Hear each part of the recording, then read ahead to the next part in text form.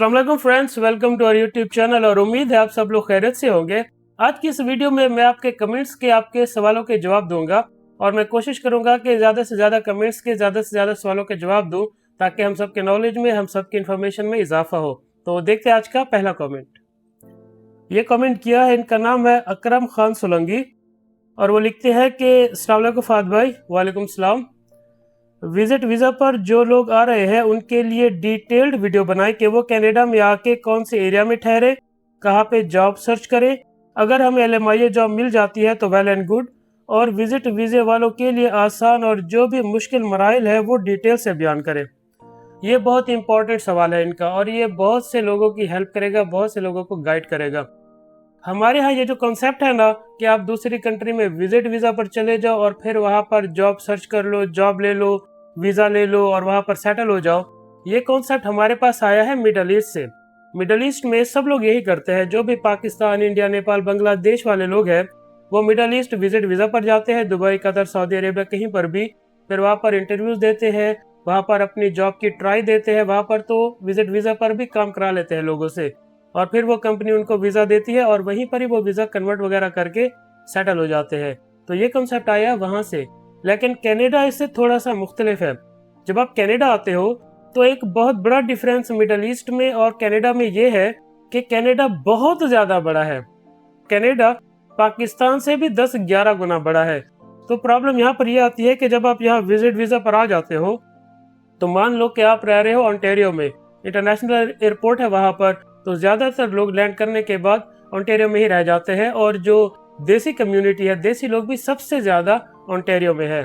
तो ये जो आपने पूछा ना कि कहाँ ठहरे, तो 99% लोग जो विजिट वीज़ा पर यहाँ आते हैं काम की तलाश में, वो ओंटारियो में ठहरते हैं, वहीं उतरे, वही सारे देसी है, उनको किराए पर कमरा भी मिल जाता है आसानी से, ये ट्रस्ट कर लेते हैं ना अपने लोग, तो वहीं पर आप ठहरोगे, वहीं पर मोस्ट लोग ठहरते हैं। और फिर जब आप जॉब्स अप्लाई करोगे तो LMIA वाली जॉब्स को गवर्नमेंट जो है ना रिस्ट्रिक्ट करती जा रही है छोटे इलाकों के लिए। अब ओंटारियो बड़ा इलाका है, उसका टोरंटो शहर बड़ा इलाका है, तो ये जो छोटे इलाके वहाँ पर भी है थोड़े बहुत, लेकिन ज़्यादातर छोटे इलाके छोटे प्रोविंसेस में है। जैसे कि अटलांटिक के 4 प्रोविंस है, चारों छोटे हैं। इसी तरह सस्कैचुअन छोटा है, यूकोन छोटा है। तो इन छोटे प्रोविंसेस में छोटे इलाके हैं जहाँ पर अनएम्प्लॉयमेंट बहुत ही कम है और जॉब ज़्यादा है। लेबर कैटेगरी की low wages job, blue collar job बहुत ज़्यादा है और इन प्रोविंसेस की अपनी पॉपुलेशन भी कम है, तो इनको लोगों की ज़रूरत पड़ती है और ये बाहर से हायर करते हैं और यही वो प्रोविंसेस है जो LMIA वाली जॉब निकालते हैं। अब आप बैठे हो टोरंटो में और आप लेट्स से कि जॉब अप्लाई कर रहे हो नोवा स्कोशिया में, तो अगर आपको इंटरव्यूअर जो आपकी कंपनी है अगर वो आपको ये बोले ठीक है आकर इंटरव्यू दे जाओ, तो अगर आप बाय रोड आओगे ना तो आपको 2 दिन लगेंगे अगर आप बाय रोड आओगे, और अगर आप फ्लाइट पकड़ के आओगे तो आप सेम डे पहुंच जाओगे, लेकिन आपके पैसे अच्छे खासे लग जाएंगे। यानी कि अगर आप विजिट वीज़ा पर आते हो और यहाँ पर आकर जॉब सर्च करते हो तो ये बहुत ही महंगा काम है, क्योंकि आप एक प्रोविंस में रह रहे हो और आपको जॉब हर जगह अप्लाई करनी है। ये दुबई की तरह नहीं है कि आप दुबई में कहीं भी रह लो, कहीं भी जॉब आ जाए, आप एक ही दिन में क्या 2-4 घंटों में पहुंचोगे, इंटरव्यू दोगे, 2-4 घंटे में वापस। कनाडा से नहीं है, बहुत ही ज़्यादा बड़ा है कनाडा। तो ये तरीका काम करता है जो आप कह रहे हो कि विजिट पर जाओ, जॉब ढूंढो, जॉब मिल गई, ये काम करता है, लेकिन इसमें खर्चा बहुत आ जाता है क्योंकि जॉब्स बहुत ज्यादा दूर दूर होती है। आप एक जॉब का इंटरव्यू करने जाओगे ना आपको 2 दिन लग जाएंगे, कभी कभी 3 दिन लग जाएंगे। तो ये आप सिचुएशन समझ रहे हो ना, तो जितना ज्यादा दूर आप जाओगे उतना आपका खर्चा होगा, ट्रैवल का आपका खर्चा होगा, फिर आपने वहाँ रहना थोड़ी ना है, आपने वापस आना है क्योंकि आपने जो रूम ले रखा है वो दूसरी जगह पर है। और अगर आप ये सोचते हो कि मैं टोरंटो में ही जॉब्स अप्लाई कर लूँ तो वहाँ पर आपको जॉब्स कम मिलेंगी क्योंकि वहाँ ऑलरेडी रश लगा हुआ है, हर आदमी वहीं रहता है। और अगर आप ये सोचते हो कि मैं किसी छोटे यानी टोरंटो लैंड करने के बाद किसी छोटे प्रोविंस में चला जाऊंगा, तो वहाँ पर आप उसी प्रोविंस की तो जॉब्स अप्लाई कर सकते हो, लेकिन अगर कोई आसपास जॉब आ गई तो फिर आपको ट्रैवल पड़ेगा, कॉस्ट बहुत लग जाती है। जॉब मिल सकती है, जॉब मिल भी जाती है लोगों को, आपको भी मिल जाएगी, लेकिन इसमें कॉस्ट बहुत इन्वॉल्व है। तो आप प्रॉब्लम्स को समझिए, ये मेन प्रॉब्लम है यहाँ पर विजिट पर आकर जॉब ढूंढने वालों के लिए कि कॉस्ट बहुत पड़ती है, जगह बहुत दूर दूर है, अप्लाई करना प्रैक्टिकल नहीं है। जिस तरह मिडिल ईस्ट में प्रैक्टिकल है ना, आप कतर में कहीं भी रहते हो, कहीं भी जॉब अप्लाई कर दो, आप एक दिन में जाके आ जाओगे, कुछ घंटों में जाके आ जाओगे। कनाडा में ये प्रैक्टिकल नहीं है, बहुत ज्यादा दूर दूर जगह है। एक प्रोविंस में एक जगह से दूसरी जगह पर जाने के लिए बाय रोड 8-10 घंटे लगते हैं। तो अगर आपका एक ही प्रोविंस में इंटरव्यू आ जाए ना LMIA वाला, क्योंकि LMIA जॉब्स होती है फार्म वर्कर, फैक्ट्री वर्कर, छोटी छोटी जॉब्स होती है। और ये फार्म, ये फैक्ट्रीज दूर देहातों में होती है, समंदर किनारे दूर दूर होती है, छोटी छोटी आबादी, जहाँ पर एम्प्लॉयर को सस्ती ज़मीन मिलती है, गवर्नमेंट से सब्सिडी मिलती है, वहाँ पर वो फार्म लगा लेता है, फैक्ट्री लगा लेता है। तो जब आप इंटरव्यू करने जाओगे तो एक ही प्रोविंस में आपको बाय रोड 8 घंटे लग जाने, तो प्रैक्टिकल नहीं है, ये पॉसिबल है, प्रैक्टिकल नहीं है। लेकिन फिर भी अगर किसी को ये लगता है कि ये ऑप्शन ट्राई करनी चाहिए तो बिल्कुल कर सकते हैं, और इस ऑप्शन के थ्रू जॉब्स मिलती भी है। तो सबसे बड़ी प्रॉब्लम यही है कि दूर जॉब होगी, ट्रैवल पड़ेगा, खर्चा पड़ेगा आपको, ये सबसे बड़ी प्रॉब्लम है। और अगर आपको जॉब ऑफर मिल भी जाता है तो फिर विद इन कनाडा आपका वीजा कन्वर्ट नहीं होगा, जैसे मिडिल ईस्ट में होता है, आपको छोड़कर जाना पड़ेगा। ऑफकोर्स आप अपना जॉब ऑफर साथ उठा के जाना, उसके बाद आपका एम्प्लॉयर और आप मिलकर वीजा प्रोसेस करोगे, वीजा ऑफिसर उसे अप्रूव करेगा, आपका बाहरी पाकिस्तान में, इंडिया में, नेपाल, बांग्लादेश में रहते हुए आपका वीजा लगेगा।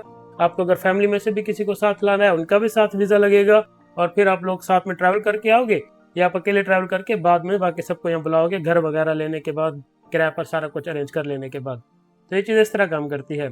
तो इन शॉर्ट मैं वन लाइन में ये कहूँ कि हाँ, विजिट वीजा पर आने वालों को जॉब मिलती है, लोग जॉब इस तरह लेते भी है, ये तरीका काम करता है। लेकिन इसकी सबसे बड़ी प्रॉब्लम है कि जॉब दूर दूर होती है, क्योंकि कनाडा बहुत बड़ा है, आपको ट्रैवल का कॉस्ट बहुत पड़ेगी।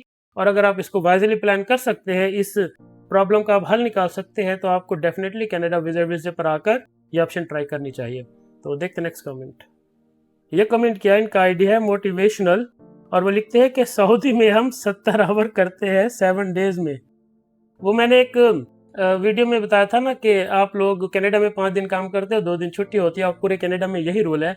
इसको कहते हैं वर्क लाइफ बैलेंस। वो बात पूरी नहीं थी यहाँ पर, क्योंकि आपको हफ्ते में 40 घंटे काम करने होते हैं। तो कुछ कंपनियां क्या करती है कि डेली के 10 घंटे काम करवा के 4 दिन काम करवाती है और 3 दिन छुट्टी देते हैं। यहाँ पर वर्क लाइफ बैलेंस का कॉन्सेप्ट बहुत ही शानदार है। आप 4 दिन काम करो, 3 दिन छुट्टी। और जो अक्सर फैक्ट्रियां है और जो फार्म वगैरह है, ये आपसे करवाते हैं 12 घंटे का काम। तो आपके वो 3.5 दिन में ही आपके 12 घंटे पूरे करा के बाकी के 3.5 दिन के आपको, या 4 दिन के आसपास आपको छुट्टी मिल जाती है। तो यहाँ पर इतना ज्यादा वर्क लाइफ बैलेंस का ख्याल रखा जाता है। और मुझे पता है मिडिल ईस्ट में 7 दिन में 7 दिन ही करा लेते हैं, या 6 दिन तो नॉर्मल है वहाँ पर, और वहाँ पर आपको लेट भी काम करा लेते हैं। यहाँ पर वर्क लाइफ बैलेंस का इतना अच्छा निज़ाम है कि जैसे आपकी ड्यूटी खत्म होगी, मान लो कि 10 घंटे की ड्यूटी थी, तो 10 घंटे के ऊपर 5 मिनट भी आपसे काम नहीं कराया जाएगा आपकी मर्जी के बगैर। वहाँ क्या होता है, वहाँ पर आपका सुपरवाइजर या मैनेजर कहता है ना कि आप आज रुक जाओ, यहाँ ऐसे नहीं कहते। वहाँ यहाँ वो आपसे पूछते हैं कि आज रुक सकते हो, अगर आप हाँ करोगे तो ही आपको रोकेंगे, अगर आप कहोगे नहीं रुक सकता तो नहीं रोकेंगे। और छुट्टी वाले दिन अगर आपके, जैसे हमारे यहाँ होता है ना कि छुट्टी वाले दिन डायरेक्ट फोन करके बुला लेते हैं, आ जाओ काम पे, या अगले दिन आ जाना काम पे, अगले दिन भले छुट्टी हो आपकी बुला लेते हैं, या छुट्टी देते ही नहीं। यहाँ पर ऐसे होता है कि छुट्टी वाले दिन आपको आपका सुपरवाइजर या मैनेजर कॉल नहीं करता। अगर उसे आपकी ज़रूरत है आज या कल भी आपकी छुट्टी है और उसको कल ज़रूरत है, तो वो आपको मैसेज करेगा। आप उसका मैसेज खोल कर पढ़ोगे, जिसमें लिखा होगा कि क्या मैं तुम्हें कॉल कर लूँ, और फिर या तो आप खुद से कॉल कर लोगे या उसे मैसेज में रिप्लाई कर दोगे कि नहीं मैं बिजी हूँ, या जो भी रीज़न है। तो वो आपको छुट्टी वाले दिन डायरेक्ट कॉल भी नहीं करते। ऐसा सिस्टम है यहाँ पर, इतनी ज़्यादा रिस्पेक्ट दी जाती है वर्कर को। और ये मैं उन वर्कर्स की बात कर रहा हूँ जो ब्लू कॉलर है, जो लेबर का, क्लीनर का काम करते हैं, उनकी रिस्पेक्ट की बात कर रहा हूँ। यहाँ पर वर्क लाइफ बैलेंस का जो कंसेप्ट है आपको दुनिया में कहीं नहीं मिलेगा। यहाँ पर जो इज्जत होती है आपकी, जो वर्कर की इज्जत है, यहाँ पर जो लेबर की इज्जत है, और आपको छुट्टी वाले दिन बिल्कुल डिस्टर्ब नहीं किया जाता। मैसेज भेजते हैं, आप भले ही देख के जवाब ना दो तो भी वो आपसे नाराज नहीं होगा, कि वो यही समझेगा कि इसने मैसेज देखा नहीं होगा। इतने पॉजिटिव और अच्छे लोग और इतने मीठे लोग हैं यहाँ पर, खासतौर पर जो एम्प्लॉयर और मैनेजर्स वगैरह होते हैं। ये दुनिया ही और है, हम समझ नहीं सकते ये ऐसी दुनिया जब तक हम अपनी आंखों से ना देख ले। तो आपकी बात सही है, मिडिल ईस्ट में होता है 7 दिन में 7 दिन का ही काम होता है वहाँ पर, और वहाँ पर बिना ओवर टाइम के भी काम करा लेते हैं और आपकी मर्जी के बगैर भी काम करा लेते हैं। यहाँ ऐसा कोई सीन नहीं है। यहाँ पर आपकी मर्जी चलेगी, आपसे पूछ के हर चीज़ की जाएगी। ओवर टाइम आपकी मर्जी से आपको दिया जाएगा, छुट्टी वाले दिन आपकी मर्जी से आपको बुलाया जाएगा। तो अगर आप करना चाहते हो तो हाँ कर दो, आपको शेड्यूल में डाल देंगे। अगर आप नहीं करना चाहते तो वो खुद से नहीं डालेंगे। इतना ज़्यादा वर्क लाइफ बैलेंस है यहाँ पर। काम करो और जो पैसे कमाए हैं उन्हें खुशी से खर्च भी करो, ऐसा सिस्टम है यहाँ पर। तो देखते नेक्स्ट कमेंट। इनका आईडी है फ्री टाइम, और वो लिखते हैं कि अस्सलाम वालेकुम फाद भाई। वालेकुम सलाम, मैं रमज़ान हूँ, इनका नाम रमज़ान है। पाकिस्तान से आपकी हर वीडियो देखता हूँ, आपकी वीडियोस बहुत इन्फॉर्मेटिव और हेल्पफुल होती हैं। अल्लाह आपको जज़ा खैर दे, आमीन। Thank you so much. मेरे कुछ सवाल है जो मैं पूछना चाहता हूँ। इनके काफ़ी सारे सवाल हैं, तो मैं ये सवाल पढ़ के आपको डायरेक्ट इनके आंसर दे देता हूँ। इनका पहला सवाल है कि एक कंपनी है जो इनसे कह रही है कि हम आपकी सीवी बनाएंगे, आपकी लिंक्डइन वगैरह प्रोफाइल्स बनाएंगे, आपके लिए जॉब्स अप्लाई करेंगे और जब आपको जॉब मिल जाए, वीज़ा मिल जाए, आप कनाडा पहुंच जाओ, उसके बाद आप हमें फ़ी पे करना। ये बेस्ट है, अगर ऐसे कोई करता है ये बेस्ट है, क्योंकि इसमें उस कंपनी पर प्रेशर होगा कि हम लोग टाइम लगा रहे हैं, हम लोग एफर्ट लगा रहे हैं, तो अब हमें काम करके भी देना है, क्योंकि अगर हमने काम नहीं दिया, रिजल्ट शो नहीं किया, तो हमारा ये सारा टाइम वेस्ट होगा, एनर्जी वेस्ट होगी, जो हमने इक्विपमेंट्स यूज़ किए, बिजली यूज़ की, ये सारा वेस्ट हो जाएगा, तो वो डेफिनेटली आपका काम करेंगे। ऐसी ऑप्शन हर किसी को, जिसको भी मिलती है, वो अप्रोच करें। ऐसी कंपनी, ऐसी एजेंसी, ऐसे लोग, ऐसी ऑफर जिसको भी मिलती है कि हम आपके लिए सब कुछ करेंगे और आप पैसे कनाडा जाने के बाद देना, सबको ऐसे लोगों के साथ साइन अप कर लेना चाहिए। ऑफ कोर्स कोई हिडन क्लॉज ना हो कि जिसमें वो आपको कानूनी तौर पर फंसा ले, अदरवाइज जिसको भी अपॉर्चुनिटी मिले उनको ये साइन अप करना चाहिए। और आपका दूसरा सवाल है, इनका दूसरा सवाल है कि अगर मुझे आइल्स वाली जॉब ऑफर मिल जाती है तो क्या उसके लिए आइल्स जरूरी है? नहीं, आइल्स किसी भी जॉब के लिए जरूरी नहीं है। कैटेगोरिकली मैं कह रहा हूँ, कनाडा की किसी भी जॉब के लिए आइल्स नहीं चाहिए। आपको आइल्स चाहिए होती है जब आप कनाडा की परमानेंट रेजिडेंसी अप्लाई करते हो तब। हाँ, ऐसा होता है कि एम्प्लॉयर जब आपका वीजा अप्लाई करेगा तो उसके पास दो ऑप्शंस होती है कि या तो वो सिर्फ वर्क परमिट वाला वीजा अप्लाई करे या फिर वो किसी इमिग्रेशन प्रोग्राम के थ्रू आपका वीजा अप्लाई करे। तो जब वो इमिग्रेशन प्रोग्राम के थ्रू वीजा अप्लाई करता है तो उस इमिग्रेशन प्रोग्राम की भी अपनी रिक्वायरमेंट होती है कि आपके पास आइल्स होनी चाहिए। सबकी नहीं है, कुछ की है। तो अगर जिस इमिग्रेशन प्रोग्राम में वो आपका वीजा लगा रहा है वो आपको बताएगा कि मेरे पास अभी इसका कोटा है, मैं इसमें वीजा लगाऊंगा आपका, तो अगर उस प्रोग्राम को आप फिर फौरन पढ़ लेना, और अगर उसमें इंग्लिश की आइल्स की जरूरत है तो आप 1 महीने 2 महीने में इंग्लिश तैयार करके फड़का देना उसका टेस्ट। तो फिर आपको वीजा लगाते टाइम इंग्लिश लगानी पड़ेगी अगर आपका वीजा किसी प्रोग्राम में लगता है। लेकिन अगर वो डायरेक्ट आपका वीजा लगा दे LMI लेटर अटैच करके, फिर आपको कोई इंग्लिश आइल्स कुछ भी नहीं चाहिए। और इन जनरल किसी भी वर्क के लिए आइल्स चाहिए ही नहीं होती। आपने आगे पूछा कि क्या आपका एम्प्लॉयर टिकट और ये अकोमोडेशन ये सब प्रोवाइड करेगा। इस पर मैंने एक वीडियो बनाई है, आप वो डिटेल से देख लेना, आपको मेरे चैनल पर मिल जाएगी। मैं क्विकली आपको बता दूं कि जिस तरह मिडिल ईस्ट में होता है ना कि जब तक आप जॉब कर रहे हो, अकोमोडेशन मिली है, ट्रांसपोर्ट मिली है, खाना मिला है, वो जॉब का पैकेज होता है। कनाडा में ऐसा नहीं है। शुरू के 2-3 महीने के लिए वो अरेंज कर देगा घर वगैरह, लेकिन उसके बाद आपको अपने खर्चे से सारा करना पड़ेगा। आप अपना रेंट खुद देखोगे, अपना खाना खुद देखोगे, अपनी ट्रांसपोर्ट खुद देखोगे, अनलेस कि आपको साइट पर जॉब मिल जाए, यानी कि कोई फार्म है दूर दराज है और वहां पर कुछ है नहीं, तो फिर आपका सारा कुछ आपका एम्प्लॉयर करेगा।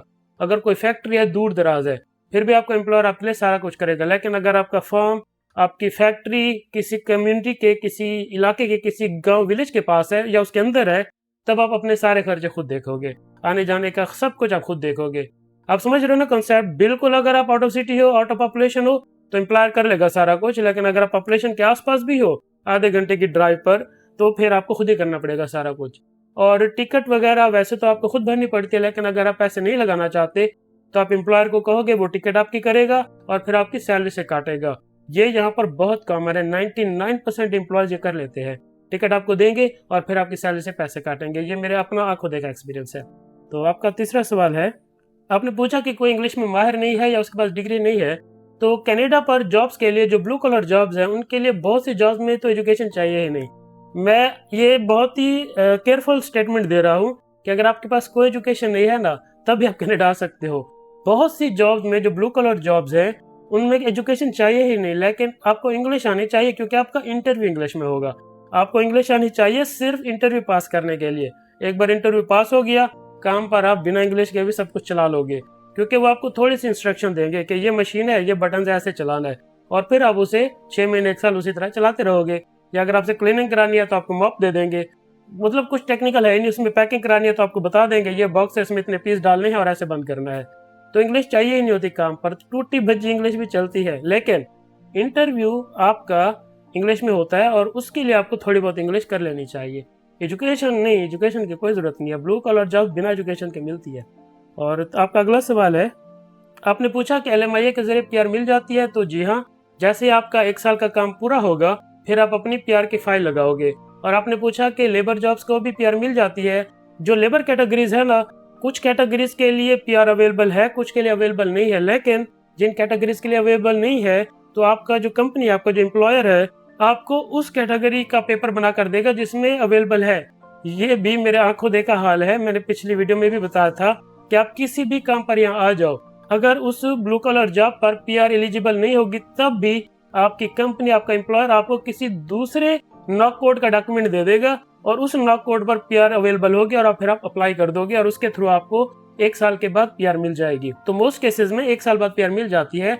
कभी अगर बर्डन पड़ जाए तो 1.5 साल भी लग सकता है, लेकिन एट द एंड पीआर मिल जाती है आपको। और कोई भी जॉब हो, एलिजिबल है या नहीं है, नॉक कोड एलिजिबल नहीं भी होगा तो एम्प्लॉयर आपको ऐसे नॉक कोड का पेपर देगा 1 साल बाद ऑफ कोर्स। और आपका बिहेवियर भी अच्छा होना चाहिए, लड़ाई ना करो, काम अच्छा करो, ये सब कुछ हम कर लेते हैं। अच्छी काम, लड़ाई ना करो, अच्छे बच्चे बन के रहो, ये सब हम कर लेते हैं। तो फिर वो आपको पेपर देगा किसी दूसरे नॉक कोड का जिस पर पीआर मिलती होगी और फिर आप पीआर अप्लाई कर लेना। तो ये बिल्कुल ऐसे हो जाता है, मेरा आंखों देखा है, सारा कुछ ऐसे होता है। और आगे आपका सवाल है, आपने पूछा है कि पाकिस्तानी वर्क एक्सपीरियंस को प्रेफर करते हैं या कैनेडियन वगैरह को। तो जब बंदा बाहर से आएगा उसके पास कैनेडियन एक्सपीरियंस तो हो नहीं सकता, तो उन्हें पाकिस्तानी एक्सपीरियंस को ही एक्सेप्ट करना पड़ेगा। तो आपका अगला सवाल है, आपने पूछा कि अगर मैं खुद अपनी सीवी बनाकर अप्लाई करूं तो बिल्कुल आपको रेस्पॉन्स मिलेगा और ऐसा ही करना चाहिए। इसलिए मैंने सीवी वाली वीडियो भी बनाई है आप लोग को गाइड करने के लिए कि हर शख्स अपनी सीवी खुद बनाए, क्योंकि मेरे ख्याल में आप अपनी सीवी बेस्ट बना सकते हो। और आपने आगे खर्चे का पूछा, तो खर्चे पर मैंने एक वीडियो बनाई है कि कॉस्ट ऑफ वीजा कितनी होती है कनाडा की, वो आप एक बार देख लेना, उससे आपका कंसेप्ट क्लियर हो जाएगा। और आपका अगला सवाल है, आपने पूछा कि जब मैं LMIA की जॉब पर वहाँ लैंड करूंगा तो क्या मुझे कंपनी से कोई लेने आएगा और शुरू में फूड वगैरह के खर्चे के लिए मुझे पैसे लेकर जाने चाहिए, बैंक स्टेटमेंट वगैरह। तो बैंक स्टेटमेंट तो आपको किसी भी जॉब के लिए नहीं चाहिए। जब भी आप वर्क वीजा अप्लाई करते हो तो आपको बैंक स्टेटमेंट नहीं चाहिए होती, जीरो बैंक स्टेटमेंट। हाँ, लेकिन जब आप किसी इमिग्रेशन प्रोग्राम के थ्रू वर्क वीजा अप्लाई होता है आपका, तो जिस तरह मैंने पहले बताया के केस में बैंक स्टेटमेंट भी उसी तरह है कि हर इमिग्रेशन प्रोग्राम की कोई ना कोई बैंक स्टेटमेंट चाहिए होती है। तो ये डिपेंड करता है कि आपका एम्प्लॉयर आपका वीजा किस तरह लगा रहा है। और यहाँ आने के बाद शुरू का खर्चा हो सकता है आपको उठाना पड़े, क्योंकि 2-3 महीने के लिए वो ट्रांसपोर्ट वगैरह, हाउसिंग ये कर देगा, लेकिन खाने पीने का सामान आप खुद लोगे, पकाओगे खुद आप। तो इन दैट सिचुएशन पैसे होने चाहिए आपके पास थोड़े बहुत, और वैसे भी ले आओ, कोई नहीं, अब तो कमाना ही है तो बंदा ले आए पैसे, कोई बात नहीं। तो मेरे ख्याल से 2000-2500 काफ़ी होगा शुरू के 1-1.5-2 महीने के लिए। और यहाँ आने के बाद 2 हफ्ते बाद तो आपको सैलरी मिल जाएगी, फिर तो पैसों की जरूरत ही नहीं है। यहाँ पर सैलरी हर 2 हफ्ते बाद मिलती है, इस पर भी मैंने एक वीडियो बनाई है, वो आप देख लेना। तो 2 हफ्ते बाद आपको पैसे मिल जाएंगे। तो अगर आप सिर्फ 2 हफ्तों का ही खर्चा ले आओ तो बहुत है, $1000 ही बहुत है। लेकिन 2025 हो तो ठीक है, शुरू में आपको घर का कोई सामान लेना पड़ सकता है अपने हिसाब से। और बैंक स्टेटमेंट का मतलब ये नहीं वो पैसे साथ लाने, खाली पेपर दिखाना है, साथ नहीं लाने पैसे, पड़े रहे उधर ही, यूज करो ना करो वो उधर ही रहेंगे पैसे। तो वर्क में इस तरह होता है। वर्क बहुत ईजी चीज़ है, बहुत सी चीज़ें हैं ना वो बच जाती हैं आपकी। तो आपका नेक्स्ट सवाल है, आपके सवाल खत्म हो गए, आपने 8 सवाल पूछे हैं, काफ़ी लंबे थे और आई होप कि मैंने कोशिश किया है कि उनका ऑनेस्ट आंसर दूं। तो देखते नेक्स्ट कमेंट। इनका नाम है फुरकान गुजर और वो लिखते हैं कि क्या भाई हम विजिट वीजे पर आकर स्टे लेके काम कर सकते हैं। आप स्टे ले सकते हो, लेकिन वो 6 महीने से बड़ा नहीं होना चाहिए और काम नहीं कर सकते। बाई लॉ आप काम नहीं कर सकते। हो सकता है कि कोई देसी एम्प्लॉयर आपसे काम करा भी ले, गोरा तो नहीं कराएगा, देसी हो सकता है काम करा भी ले, लेकिन उसमें एक रिस्क होता है कि वो आपके पैसे मार सकता है। काम कराएगा, उसे पता विजिट पर हो, आपको पैसे नहीं देगा, आप पुलिस के पास नहीं जा सकते, बाई लॉ गैर कानूनी है, पुलिस आपको ही बिठा देगी। तो देसी काम करा लेते हैं, लोगों के पैसे भी मार लेते हैं और कुछ को पैसे दे भी देते हैं। लेकिन जिनको पैसे देते भी हैं तो काट के देते हैं, कम पैसे देते हैं। अगर मार्केट रेट $20 है तो वो उसको $5-6-7 पे काम कराएंगे। भले ही शुरू में वो कह दे ठीक है मैं तुम्हें $20 दूंगा, लेकिन देते नहीं है। हमारी नेचर ही ऐसी है। तो काम मिल जाता है, लेकिन देशों के पास मिलता है, लेकिन उसमें पूरे पैसे भी मारे जा सकते हैं, आधे भी मारे जा सकते हैं। और मैं इस ऑप्शन को रेकमेंड नहीं करूंगा क्योंकि ये कानून के भी खिलाफ है। तो देखते हैं नेक्स्ट कमेंट। इसके अलावा ऐसे बहुत से कमेंट्स हैं जिनमें आपने मुझे दुआएं दी हैं, आपकी वेल विशेस का, आपकी दुआओं का बहुत शुक्रिया। और ऐसे बहुत से कमेंट्स होंगे जिन्हें मैं इंक्लूड नहीं कर सका, उसके लिए आई एम सॉरी। और इसी तरह कमेंट्स करते रहा करें ताकि मैं उनके आंसर दूं और हम सबके नॉलेज में इजाफा हो। और काइंडली वीडियो को लाइक और चैनल को सब्सक्राइब कर लें ताकि इन फ्यूचर इसी तरह की इन्फॉर्मेटिव वीडियोस की नोटिफिकेशन आपको ऑन टाइम मिलती रहे। वीडियो को अंत तक देखने का और लाइक करने का बहुत शुक्रिया।